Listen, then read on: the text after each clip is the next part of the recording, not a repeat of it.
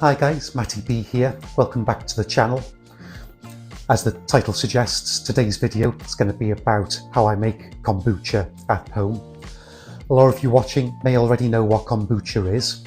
In case you don't, this is tea that's been fermented for between 7 and 14 days using a starter culture of bacteria and yeast, which feeds off the tea and the sugar to give probiotic cultures to the tea, making it the kombucha, the health drink.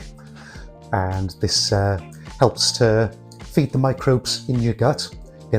Helps get good gut microbes in your gut, which you'll know all about if you've watched my previous videos on the channel. To make kombucha, you're going to need one of these SCOBY starters. Something like in this packet here. I got this off Amazon for about £10–15, I think. You can get it from other online retailers. In the packet comes a starter liquid like the one in here, and in the liquid it's gotten quite big and quite thick because I've used it quite a bit now. One of these here. This is called a SCOBY. It's a bit slimy, not very nice to the touch, but amazing piece of kit. SCOBY, short for symbiotic culture of bacteria and yeast. So this is what feeds off the tea and the sugar to give the tea the probiotic cultures of kombucha. And the first step to make the kombucha is to boil the tea in a saucepan. So I'll do that now, show you that, and then we'll move on to the next step.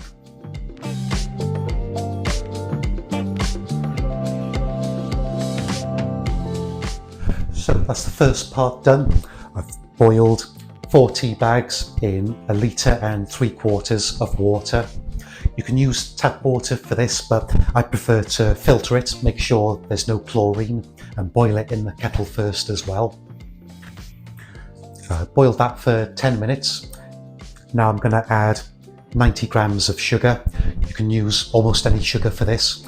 My preference is cane sugar because the ingredients list on the SCOBY starter I bought said cane sugar, so it made sense to keep with the cane sugar. So we'll add this and give it a good stir until it's fully dissolved.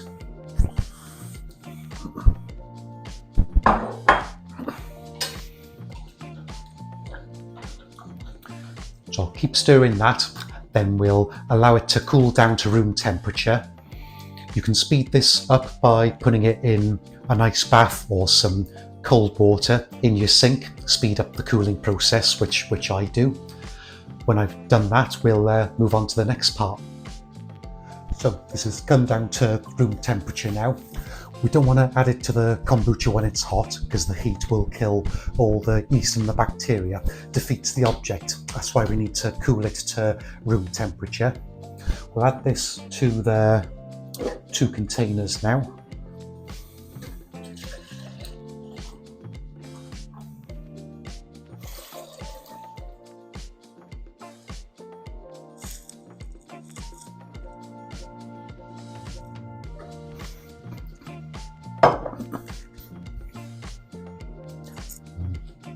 And it's not recommended you close the top onto it. Instead, get a cloth or some kitchen towel and an elastic band, put it round there so it stops anything getting in, but oxygen can still get in to help with the fermentation.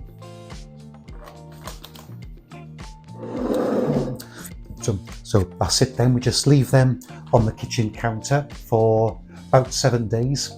Let the SCOBY and the starter culture ferment the tea, and in 7 days we'll come back, revisit this, and we'll have a look at the next step, which is optional, which is the second ferment.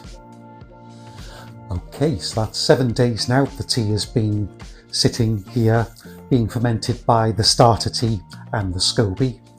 Time now for the second fermentation. This part is optional.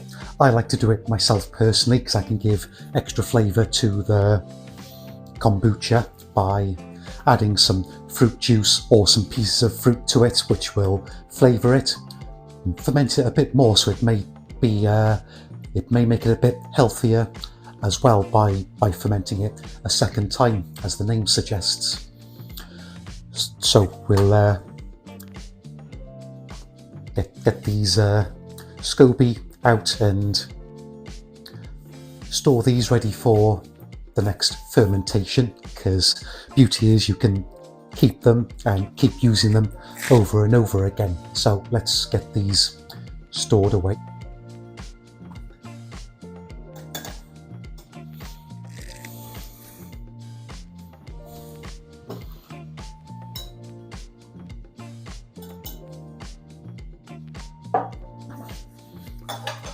We'll put them in these dishes here, and we're going to save some of this kombucha to put in here to use as a starter tea for next time.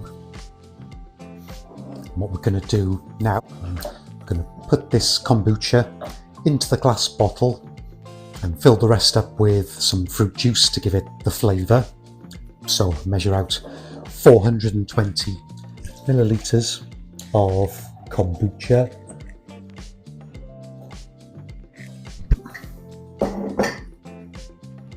That will go in here now.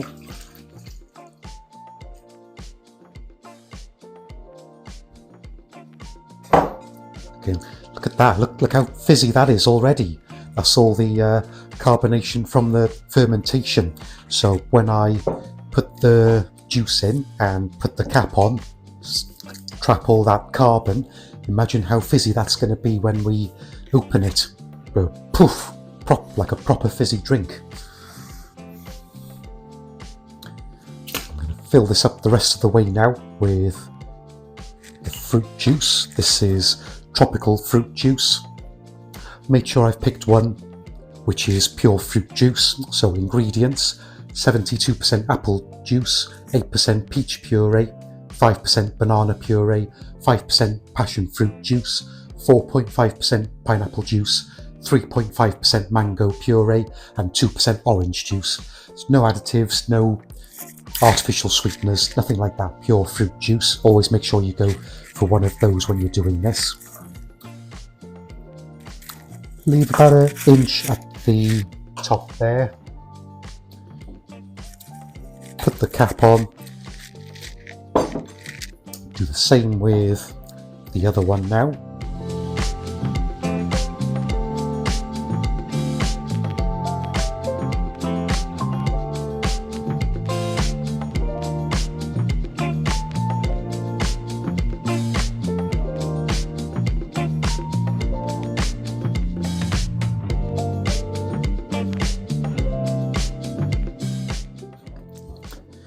Leave the kombucha, give them a bit of a stir, help the juice flavour to mix with the kombucha. I'm definitely not going to open these right now, fizzing everywhere. Leave these now to ferment again for anywhere from 2 to 5 days, depending how fizzy you want it. If you ferment kombucha for too long, it can taste quite acidic, and that's how vinegar is made by fermentation as well. So if your kombucha is too over fermented and it's too sour and acidic for you, you could use it as a vinegar, so nothing goes to waste. We'll come back then in a few days and we'll see how fizzy these are when we open them. Alright, so that's been 5 days now since I decanted the kombucha into these bottles. You can see at the top there, got some yeast forming, and might be able to see the bubbles as well, so there might be some carbonation in here, might be a bit fizzy. And if you leave this yeast for long enough, it'll turn into a baby SCOBY, so you've got more SCOBYs to make more kombucha. Like in this jar here, I've got two jars fermenting kombucha at the moment, and then after 3 months of making loads of kombucha, other scobies have formed. There's 2 in here, and this is what we call a SCOBY hotel. So you keep all your scobies in here in some starter tea and fermented tea. Keep them fed, keep them going. And if there's someone I know, a friend or family member that wants to make their own kombucha, I can give these scobies to them, for example. So we'll open these up, see if there's any pop, any fizz, and see what it tastes like. Okay, a little bit of a fizz there, and you might don't know if the camera will pick it up. There was a little bit of steam coming up, like when you open up a fizzy bottle for the first time. So that's cool. Sometimes it can go even further and it can fizz all over the place, which is really cool.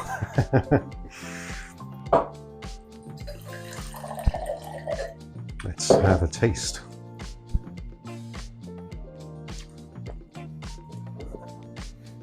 Yeah, that's really nice.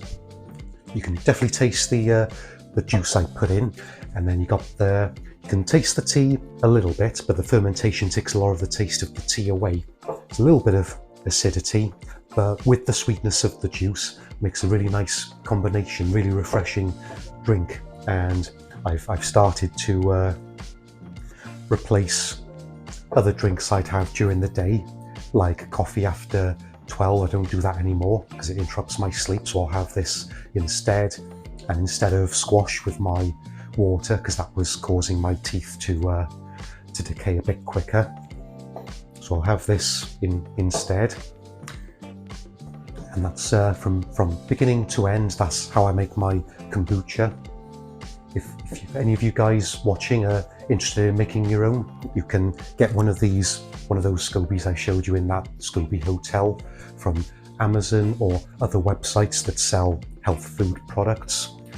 Not sure if retail stores would sell them, because they need to be kept in a starter tea and need to be in certain conditions. So I don't know if retail stores would be suitable to sell them, but certainly online, like Amazon and other websites, you can pick them up like I did for relatively cheap, 10 quid or something like that. If you enjoyed the video, give it a thumbs up and subscribe if you haven't already. Hit the notification bell so you know when I upload a video, and I'll catch you next time.